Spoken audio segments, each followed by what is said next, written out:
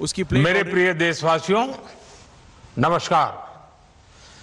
कल से शक्ति की उपासना का पर्व नवरात्रि का आरंभ हो रहा है। आप सभी को बहुत बहुत शुभकामनाएं। नवरात्रि के पहले दिन से देश आत्मनिर्भर भारत अभियान के लिए एक और महत्वपूर्ण और बड़ा कदम उठा रहा है। कल यानी नवरात्रि के प्रथम दिवस 22 सितंबर को सूर्योदय के साथ ही नेक्स्ट जनरेशन जीएसटी रिफॉर्म्स लागू हो जाएंगे। एक तरह से कल से देश में जीएसटी बचत उत्सव शुरू होने जा रहा है। इस जीएसटी बचत उत्सव में आपकी बचत बढ़ेगी और आप अपनी पसंद की चीजों को और ज्यादा आसानी से खरीद पाएंगे। हमारे देश के गरीब, मध्यम वर्गीय लोग, न्यू मिडिल क्लास, युवा, किसान, महिलाएं, दुकानदार, व्यापारी, उद्यमी, सभी को ये बचत उत्सव का बहुत फायदा होगा। यानी त्योहारों के इस मौसम में सबका मुंह मीठा होगा। देश के हर परिवार की खुशियां बढ़ेगी। मैं देश के कोटि कोटि परिवारजनों को नेक्स्ट जनरेशन जीएसटी रिफॉर्म्स की और इस बचत उत्सव की बहुत बहुत बधाई देता हूं, शुभकामनाएं देता हूं। ये रिफॉर्म भारत की ग्रोथ स्टोरी को एक्सेलरेट करेंगे, कारोबार को और आसान बनाएंगे, निवेश को और आकर्षक बनाएंगे और हर राज्य को विकास की दौड़ में बराबरी का साथी बनाएंगे। साथियों, जब साल 2017 में भारत ने जीएसटी रिफॉर्म की तरफ कदम बढ़ाया था तो एक पुराना इतिहास बदलने की और एक नया इतिहास रचने की शुरुआत हुई थी। दशकों तक हमारे देश की जनता, आप सभी लोग, देश के व्यापारी अलग अलग टैक्स के जाल में उलझे हुए थे। Octroi, entry tax, sale tax, excise, VAT, service tax, न जाने भांति भांति के दर्जनों टैक्स हमारे देश में थे। एक शहर से दूसरे शहर माल भेजना हो तो न जाने कितने चेकपोस्ट पार करने होते थे, कितने ही फॉर्म भरने पड़ते थे, कितनी सारी रुकावटें थी। हर जगह टैक्स के अलग अलग नियम थे।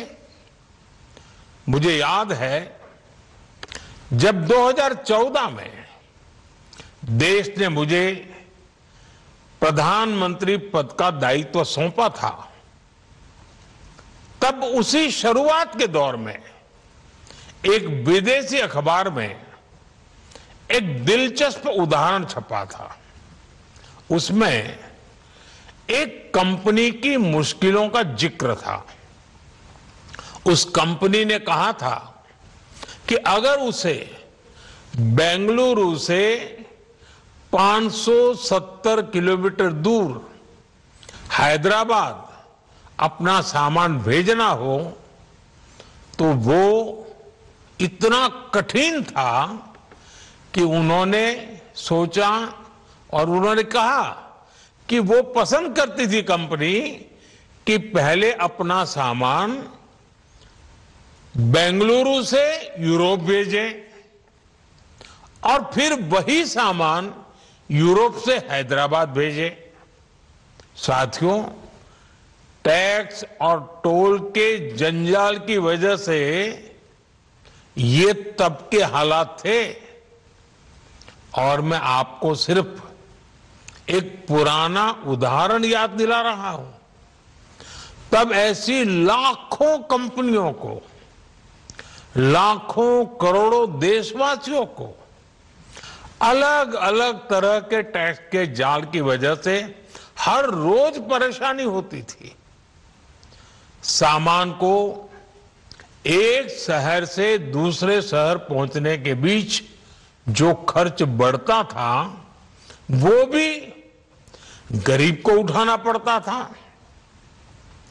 आप जैसे ग्राहकों से वसूला जाता था। साथियों, देश को इस स्थिति से निकालना बहुत जरूरी था।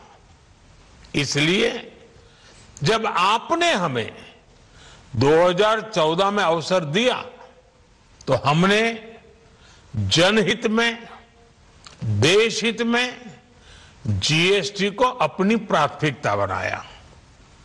हमने हर स्टेक होल्डर से चर्चा की। हमने हर राज्यों की हर शंका का निवारण किया, हर सवाल का समाधान खोजा।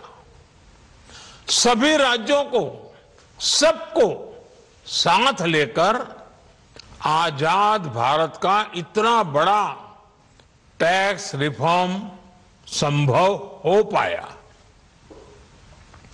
ये केंद्र और राज्यों के प्रयासों का नतीजा था कि देश दर्जनों टैक्सों के जाल से मुक्त हुआ और पूरे देश के लिए एक जैसी व्यवस्था बनी। वन नेशन वन टैक्स का सपना साकार हुआ। साथियों, रिफॉर्म एक अनवरत चलने वाली प्रक्रिया होती है। जब समय बदलता है, देश की जरूरत बदलती है, तो नेक्स्ट जनरेशन रिफॉर्म भी उतने ही आवश्यक होते हैं। इसलिए देश की वर्तमान जरूरतों और भविष्य के सपनों को देखते हुए जीएसटी के ये नए रिफॉर्म्स लागू हो रहे हैं। नए स्वरूप में मुख्य रूप से अब सिर्फ 5% और 18% के ही टैक्स स्लैब रहेंगे। इसका मतलब है रोजमर्रा के इस्तेमाल की ज्यादातर चीजें और सस्ती हो जाएगी। खाने पीने का सामान, दवाइयां, साबुन, ब्रश, पेस्ट, स्वास्थ्य और जीवन बीमा, ऐसे अनेकों सामान, अनेकों सेवाएं या तो टैक्स फ्री होगी या फिर केवल 5% टैक्स देना होगा।